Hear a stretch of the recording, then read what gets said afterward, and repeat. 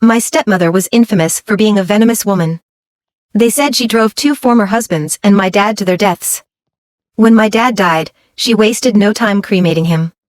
When my dad's mistress brought her son over to fight for the inheritance, they were all dumbfounded. My stepmother sat on the couch, one leg crossed over the other, counting stacks of cash with a bright smile on her face. I'm rich. There's no way I'll finish spending all this money in my lifetime. I hid behind the dining table, too scared to make a sound. When my relatives came over, offering to adopt me, I hesitated. And then, suddenly, a row of subtitles appeared before my eyes. The plot's kicking off already? The heroine's about to be taken by her relatives and tormented. Can't wait. These relatives are ruthless. Once they get the money, they'll sell the heroine off to some remote mountain village. No big deal. All the suffering she faces now will be compensated for with the male lead's love later. The delicate little flower thrives in hardship and eventually finds salvation. I'm obsessed. Hold on. Who was this heroine everyone was talking about? Was it too late for me to cling to my stepmother? Not long ago, my dad married a new wife.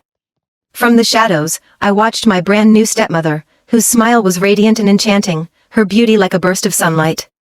I finally understood why my dad married her. Even knowing she had allegedly sent 2 former husbands to their graves, he still couldn't resist. Just for that face alone, it was worth it. Men like my dad thought they were victorious, having won over such a stunning woman. Unfortunately, they all ended up dead. My dad didn't even last 2 months after the wedding.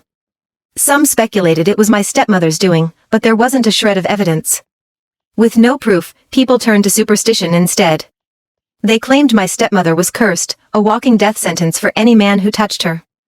On the day my dad died, a group of women came knocking at the door, children in tow, demanding a piece of the inheritance. But my stepmother, being the undisputed queen of household battles, unleashed her full firepower. Lucas, get these filthy pests out of my house. Robbing people of their money was like killing their parents. Of course, they didn't take it lying down. My stepmother looked delicate, but her words were anything but. She pulled out my dad's urn. Oh dear, he's nothing but ashes now. Can't do a paternity test anymore, can you? But hey, you're welcome to reunite with him. The women wept and wailed. How could you be so ruthless? His body wasn't even cold before you burned him. Smiling sweetly, my stepmother replied, I checked. He was cold. Ice cold. That smile sent chills down my spine. I quietly moved further away. In the end, the sobbing women and their children were dragged out by the bodyguards. My stepmother reclined comfortably on the couch, pouring herself a glass of red wine. Clearly pleased with herself. I'm rich. There's no way I'll finish spending all this money in my lifetime. Too bad there's an extra baggage to deal with. She smiled and sighed as if I were some pesky burden. I didn't dare make a sound. It felt like she wanted nothing to do with me. Would I even have a home anymore? Thankfully, since my mom passed, I still had my uncle, who doted on me. Just yesterday, he told me he wanted to take me away. Sure enough, my uncle and aunt soon arrived. My aunt came in sobbing, her eyes red and swollen. Oh, Erica, how could your parents leave so soon? Poor girl, left all alone with no one to rely on. What's going to happen to you now? My uncle patted my head, his voice soft with pity. Don't worry, kiddo. From now on, you'll live with your aunt and me. They looked at me with such sincerity, like they truly cared. I sneaked a glance at my stepmother. She didn't seem particularly interested in keeping me. Everyone said she was a terrible person, but I didn't feel that way. To her, I was just a stranger. No different from how my dad treated me. The scales in my heart started tipping toward my uncle.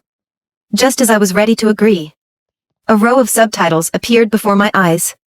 The plot's kicking off already? The heroine's about to be taken by her relatives and tormented. Can't wait. These relatives are ruthless. Once they get the money, they'll sell the heroine off to some remote mountain village. No big deal. All the suffering she faces now will be compensated for with the male lead's love later. The delicate little flower thrives in hardship and eventually finds salvation. I'm obsessed. That vicious stepmother doesn't seem like much better. She probably can't wait to get rid of the heroine. I couldn't make sense of the floating words. What male lead? What tragic heroine. Seeing I wasn't budging, my uncle and aunt's patience started to wear thin. Erica. I'm talking to you, she snapped. Were the relatives mentioned in the subtitles referring to my uncle and aunt? Would they really sell me off one day? My hesitation grew, and I couldn't make up my mind. Before I could decide, my uncle clapped his hands, as if settling the matter for me. Just take Erica away. I'll talk to Leah about this. Ignoring my protests, my aunt grabbed my arm and dragged me toward the door. Feeling helpless, I burst into tears. My stepmother, clearly irritated, got to her feet. What's this? Trying to snatch a child from my house? Desperate, I broke free from my aunt's grip and ran toward my stepmother like she was a lifeline. Before I could touch her sleeve, she recoiled in disgust. Fidgeting with my fingers, I finally stammered, "Mom. I don't want to go with them." It was the first time I had called her mom. A flash of surprise crossed her face, and for a moment, she seemed at a loss for words. You. My uncle yanked my arm and turned to my stepmother. She's just being difficult. Once she's with us, she'll be fine. He glared at me, his voice turning harsh. Your parents are gone. I'm the only family you have now. Who else are you going to rely on? Stop causing trouble and come with us. At that moment, I started to believe the strange subtitles. Maybe they were telling the truth. Maybe they really would take me away and sell me. I looked up at my stepmother, pleading silently. She was my last hope. Ignoring my uncle's words, she gazed down at me with an air of authority. Think carefully. If you stay, you'll be my daughter from now on. And that means you'll take care of me when I'm old. I hesitated, then nodded slowly. My stepmother cast a cold glance at my uncle. See that? She doesn't want to go with you. Forcing a dry laugh, my uncle tried to reason with her. You're still young. You can have your own children in the future. This kid's skinny and not too bright. Keeping her will only cause you trouble.